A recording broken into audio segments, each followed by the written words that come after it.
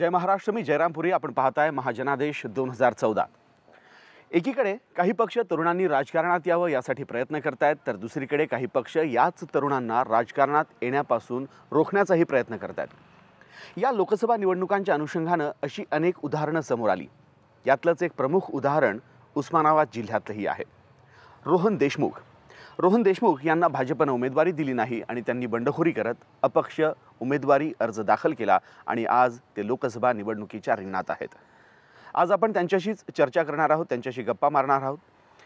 लोकसभा मतदारसंघामध्ये, उस्मानाबाद लोकसभा मतदारसंघामध्ये फिरताना, लोकांच्या समस्या जाणून घेताना त्यांचा काय अनुभव आहे, त्यांचा गोल काय आहे, त्यांचं टार्गेट काय आहे, कुठल्या पद्धतीनं जनतेची सेवा करण्यामध्ये त्यांचा रस आहे. सुरुवातीला मी स्वागत करतोय रोहन देशमुख यांचं. रोहनजी, खूप खूप स्वागत तुमचं महाजनादेश 2014 या विशेष कार्यक्रमामध्ये. सुरुवातीला पहिला प्रश्न जो असेल तो माझा हाच: भाजपनं उमेदवारी नाकारली, आपण बंडखोरी केलात, याचं उत्तर काय? मला असं वाटतं पक्षाने मला 4 वर्षापूर्वी सांगितलं होतं की आपल्याला ही जागा लढवायची आहे. मी त्या पद्धतीनं प्रयत्न देखील केला, काम देखील उभा केलेलं आहे आणि ऐन इलेक्शनच्या वेळेस पक्षाने सांगितलं की आता ही जागा आपल्याला सुटणार नाही. आणि ज्या जनतेने माझ्यावरती विश्वास ठेवला होता त्यांचा तर मी विश्वासघात करू शकत नाही. जरी वरच्यांनी पाठ फिरवली असेल तर मला जनतेसमोर पाठ फिरवता येणार नाही. त्याच्यासाठी मी उभा राहिलो आज. नक्कीच. परंतु भाजपचा पाठिंबा नसल्यामुळं अपेक्ष उमेदवार उभा असताना समोर मोठी आव्हानं आहेत 2. ह्या आव्हानांना कसं बघतायत? ही आव्हानं पेलू शकताय? मला असं वाटतं खूप काही मोठी आव्हानं नाही आहेत आणि जरी भाजप अधिकृतपणे नसेल पण सगळेजण मदत करतायत. म्हणजे काही काँग्रेसची मंडळी असतील, काही भाजपची असतील, काही सेनेची नाराज आहेत, राष्ट्रवादीची काही नाराज आहेत. ही बऱ्यापैकी चांगल्या पद्धतीनं मदत करतात. म्हणजे सांगायचंच म्हटलं तर वरतून जरी त्यांची दाखवण्याची कुस्ती असेल पण आतून मात्र दोस्ती आहे. बरं, पण रोहन देशमुखला मुळात गरज काय पडली राजकारणात यायची? कारण रोहन उच्च शिक्षित आहे, विदेशात शिकलेला आहे. एवढं सगळं असताना, चांगलं बॅकग्राऊंड असताना, साखर कारखाने असताना, हे सगळं सांभाळत असताना देखील राजकारण का करावं असं वाटतंय? मला असं वाटतं की प्रत्येकाने जर असा प्रश्न केला की राजकारणात का यावं, हा मुळात प्रश्न चुकीचा आहे माझ्या हिशोबाने. कारण की जर कुठलंही बदलायचं असेल, सिस्टीमला बदलायचं असेल, रोज आपण गप्पा मारतो, काही तरुण मित्र माझे आहेत, काही समाजामध्ये आपण ज्यावेळेस वावरतो तर सगळेजण म्हणतात की हे बदललं पाहिजे, हे असं झालं पाहिजे, ते तसं झालं पाहिजे. पण बदलण्यासाठी स्वतः सिस्टीममध्ये उतरणं गरजेचं आहे. आणि ज्यावेळेस सिस्टीममध्ये उतरायचा ज्यावेळेस आपण प्रयत्न करतो त्यावेळेस राजकारण हे गरजेचं आहे. कारण की तुम्ही राजकारणामध्ये असल्याशिवाय ही सिस्टीम बदलू शकत नाही. आणि आज जी सिस्टीम देशाला एक बघतो आपण, सगळीकडे खूप मोठा भ्रष्टाचार आहे. कुठल्याही कामांना आज दिरंगाई लागते. मूलभूत सुविधांना लोकांना उपलब्ध आजपर्यंत नाही आहेत. मग ह्याच्यासाठी आपण सिस्टीमचा ज्यावेळेस भाग होऊ त्यावेळेस आपण सिस्टम बदलू शकतो. फक्त बाहेर राहून चर्चा करून चालणार नाही की हे बदलावंसं वाटतं. त्यासाठी त्या प्रवाहात येणं गरजेचं आहे. बरं, या सिस्टीममध्ये येत असताना पहिला असा एक चांगला अनुभव काय होता? कारण पहिल्यांदाच तुम्ही एवढ्या मोठ्या लोकसभा निवडणुकांना सामोरं जात आहे. एक मोठं मतदार क्षेत्र आपलं आहे. आधी तसा बराचसा अनुभव नसलेला, कारण आपलं वय जेवढं आहे एवढ्या वयाच्या दुप्पट राजकारणी आपल्या विरोधात आहेत. मग हे सगळं करत असताना कुठली चांगली गोष्ट तुमच्या नजरेस आली आणि कुठली वाईट गोष्ट राजकारणाच्या दृष्टिकोनातून? मला जी चांगली गोष्ट राजकारणामध्ये जी दिसली ती म्हणजे एक सर्वात मोठं एक शस्त्र म्हणायला हरकत नाही की एखाद्या गोष्टीचं आपल्याला बदलायचं असेल एखादं चित्र, तर ते बदलण्यासाठी सगळ्यात मोठं शस्त्र जर कुठं असेल या देशामध्ये तर ते राजकारण आहे. वाईट गोष्ट आहे की या शस्त्राचा दुरुपयोग केला जातो. आजही ग्रामीण भागातलं जर आपण राजकारण पाहिलं तर सत्ताधाऱ्यांनी, प्रस्थापितांनी इथं सुडाचं राजकारण केलं जातं. म्हणजे सत्तेचा दुरुपयोग करणं किंवा इथं वोट बँक पॉलिटिक्स केलं जातं थोडक्यात. म्हणजे माझं मतदान हे सुरक्षित राहावं ह्याच्यासाठी मी एखाद्याचं काम करणं किंवा न करणं किंवा काही गोष्टीच्या सुविधा लोकांपर्यंत पोचवल्या पाहिजेत त्याच्यावरती वेळ न देता कायमस्वरूपी लोकांच्या, प्रस्थापितांच्या मनामध्ये एक वोट बँक पॉलिटिक्स हे तयार झालेलं आहे. आणि हे जर बदलायचं असेल तर त्याच्यासाठी स्वच्छ कारभार असणं गरजेचं आहे, पारदर्शकता असणं गरजेचं आहे. सामान्य लोकांच्या ज्या अडचणी आहेत ते सोडवणं गरजेचं आहे. आणि ह्याच्यासाठी राजकारणच हेच मोठं शस्त्र आहे की जे बदलू शकतं. बरं, नक्कीच. रोहन आत्ताच म्हणाला की राजकारण हे एक अस्त्र आहे, त्याचा दुरुपयोग होताना तू सगळीकडे बघतोयस. रोहन देशमुख निवडून आल्यानंतर या अस्त्राचा सदुपयोग कसा करणार आहे? काय काय कामं करणार?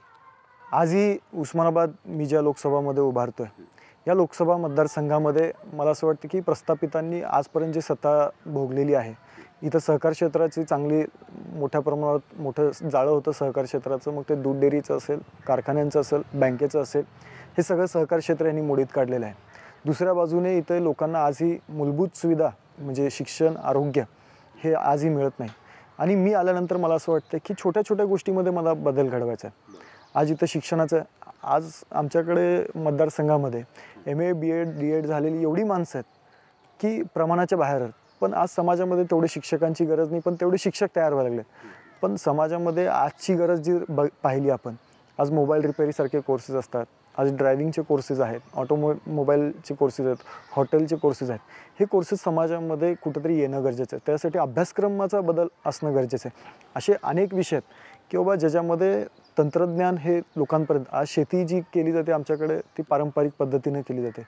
आधुनिक तंत्रज्ञान काय आहे, कशा पद्धतीनं ह्याचा विस्तार आपल्याला ग्रामीण भागापर्यंत करू शकतो, तर त्यासाठी शेतीतलं चांगलं आधुनिक धोरण हे गावोगावी पोहोचवणं गरजेचं आहे. मूलभूत सुविधा ज्या आहेत, प्रामुख्याने जर इथला विकास जर करायचा असेल उस्मानाबाद जिल्ह्याचा, तर तिथं शेती आणि इंडस्ट्रियलायझेशन म्हणजे औद्योगिकरण आणि शेती या दोन गोष्टीचा विकास करणं गरजेचं आहे. आणि त्याच्यासाठी आज पाणी आणि वीज या दोन गोष्टींची आवश्यकता आहे. पण दुर्भाग्याने आजही उस्मानाबाद लोकसभा मतदारसंघ जो आम्ही पाहतो तिथं वीज आणि पाणी हे खरं तर देशभरातलीच ही समस्या आहे, पण उस्मानाबादची ही खूप मोठी समस्या आहे. आणि ह्याच्यामुळं लोक आज गावाकडे राहत नाहीत, इथला तरुण बाहेर जातो, कारण की पाणी आणि वीज नाही आहे. त्याच्यासाठी शेती पण चांगली करू शकत नाही आणि कुठला एखादा व्यवसाय जर उभा करायचं म्हटलं तर तो उभाही करू शकत नाही.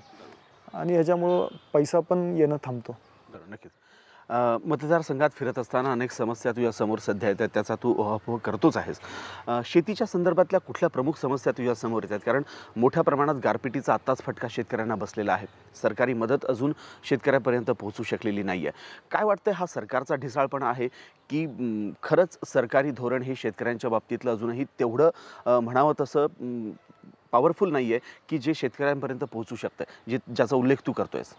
आज उस्मानाबाद जिल्ह्यामध्ये जास्तीत जर शेतीविषयक धोरण पाहिलं, एक 50% एरिया असं आहे जिथं की ऊसाची लागण मोठ्या प्रमाणावरती आहे.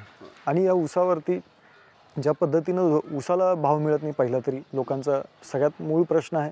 कारण की आज खर्च वाढलेत, मजुरीचा खर्च वाढला आहे, खतांचा खर्च वाढलेला आहे. या सगळ्या गोष्टींचा खर्च वाढत असताना इथं जो ऊसाला भाव मिळाला पाहिजे तो मिळत नाही. मग याच्यासाठी कुठंतरी सरकारने आज ठरवणं गरजेचं आहे. आज ब्राझीलसारख्या देशामध्ये इथेनॉल वापरायला परवानगी दिली जाते, पण दुर्भाग्याने आज भारत देशामध्ये इथेनॉल वापरण्यासाठी परवानगी दिली जात नाही. आणि जर इथेनॉल जर पेट्रोलला एक पर्याय आणि डिझेलला एक पर्याय म्हणून जर आम्ही वापरलं तर साहजिक आहे की आज 80 रुपये पेट्रोलला देतो ते इथेनॉल 40 रुपयामध्ये तयार होणार आहे. कुठंतरी ऊसाला पण चांगल्या पद्धतीचा योग्य तो भाव मिळणार आहे. दुसरं इथं एक दुधाचं खूप मोठ्या प्रमाणावरती क्षेत्र आहे. आणि हे भाव जे आहेत दुधाचे ते कधी 1 वर्षाला जास्ती असतात, कधी पडतात. आणि ह्याच्यामुळं लोकांना लक्षात येत नाही की नेमकं आपण जनावरं सांभाळली पाहिजे का नाही. ह्याच्यामध्ये लोक अडचणीत येतात.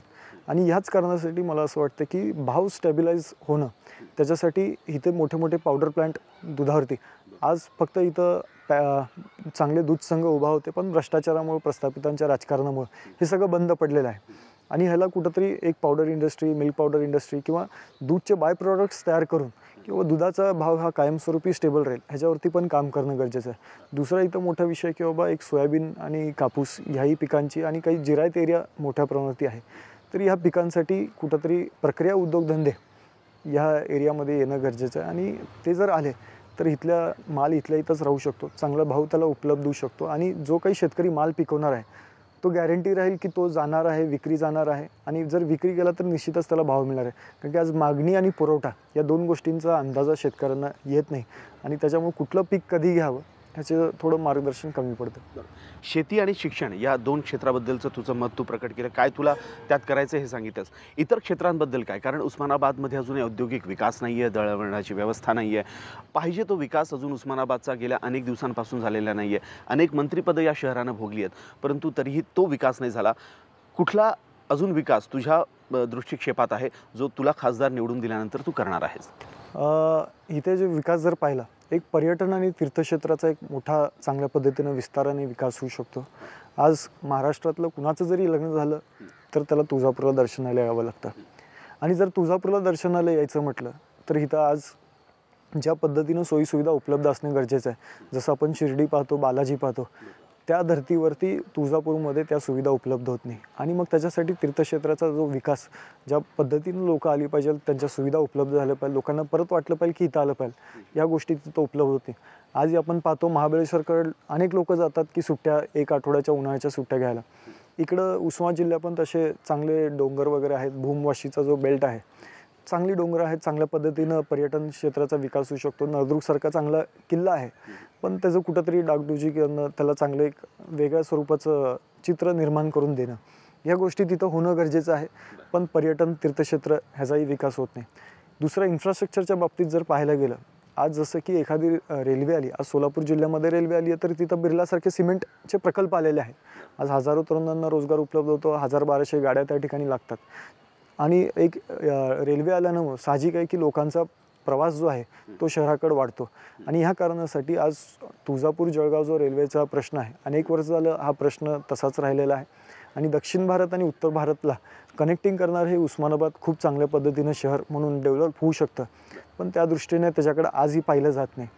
दुसरं, हॉस्पिटलायझेशनवरती इथं मोठ्या प्रमाणात काम होणं गरजेचं आहे. आजही उस्मानाबाद जिल्ह्यातला कुठलाही गावातला जर माणूस असेल, तो दवाखान्यासाठी पुण्याला जाईल किंवा लातूरला जाईल किंवा सोलापूरला जाईल, पण उस्मानाबादमध्ये असे फॅसिलिटीज आजही अवेलेबल नाही. सरकारी हॉस्पिटल आहेत, पण ज्या पद्धतीनं तिथे डॉक्टर्स म्हणा किंवा मशिनरीज काही उपलब्ध असणं गरजेचं आहे, त्या सोयी तिथं उपलब्ध होत नाही. आणि ह्या बाबतीत तिथं जर सोयी उपलब्ध झाला तर हॉस्पिटलायझेशनचा एक मोठ्या प्रमाणावरती म्हणजे विषय त्या ठिकाणी मार्गी लागू शकतो. असे अनेक इंडस्ट्रियलायझेशनमध्ये शासनाचे जर मोठे प्रकल्प आले या ठिकाणी, तर अनेक प्रकारे रोजगार आज सगळीकडे भारतामध्ये आपण पाहतो की विजेचा तुटवडा आहे, पण उस्मानाबाद जिल्ह्याची ताकद ही आहे की इथं सूर्यप्रकाश हा बारमाही चांगल्या पद्धतीनं मिळू शकतो. आणि देशाला पुरेल एवढी वीज निर्मिती आज सोलारद्वारे ही उस्मानाबादमध्ये होऊ शकते. फक्त त्या पद्धतीनं त्याचं काम होणं गरजेचं आहे. मग यात काय वाटतं, हे सगळं तुझ्या दृष्टिक्षेपात दिसतंय, मग या आधीच्या खासदारांनी हे का केलं नाही? कुठं राजकीय इच्छाशक्ती कमी पडते यांची? आधीच्या खासदारांनी जे आहे हे मला असं वाटतं की सगळ्या संस्था बंद पडल्यात, पेटवून टाकल्यात. म्हणजे इथली DCC, सूतगिरणी, दूध संघ हे सगळं पेटवलेलं आहे. आणि मी लोकमंगलच्या माध्यमातून लोकांच्या चुली पेटवण्याचं काम इथं करतो. आज इथं कारखाना उभा केला, इथं डेअरी उभा केली, लोकांच्या चुली पेटवण्याचं मी काम करतो, त्यांनी संस्था पेटवा लागलेत. एक तरुण तडफदार उमेदवार म्हणून तू समोर येतोयस, जनतेसमोर जातोयस. साहजिक आहे, तुझा ओढा हा तरुणांकडे असणार आहे. तरुणांच्या समस्या तुला प्रकर्षानं तू समजू शकशील. काय तरुणांसाठी करणार आहेस उस्मानाबादकरांच्या? उस्मानाबादच्या तरुणांना पहिले जे आहे चांगलं शिक्षण मिळणं गरजेचं आहे. आज तरुणांच्या गरजा, एक उस्मानाबाद शहर जर पाहिलं, गेली 35 वर्ष झाली इथं राज्यकर्ते आहेत, राजकारण केलेलं आहे, पण मोठं खेडं म्हणून ओळखलं जातं, त्याच्या पलीकडे उस्मानाबादची ओळख नाही. आणि मला असं वाटतं की ओळख बदलणं गरजेचं आहे. इथल्या तरुणाला अभिमानाने वाटलं पाहिजे की मला उस्मानाबादमध्ये राहायचं. नक्कीच. उस्मानाबादसारख्या मोठ्या खेड्याला शहरात परिवर्तित करण्याचं किंवा विकास करण्याचं आश्वासन तू जनतेला देतोस. एक अल्पशी विश्रांती घेणार आहोत महाजनादेशमध्ये. यानंतर राजकारणापलीकडे रोहन देशमुख काय आहेत हे जाणून घेऊयात. एका छोट्याशा विश्रांतीनंतर पुन्हा भेटतोय. पाहत रहा महाजनादेश 2014.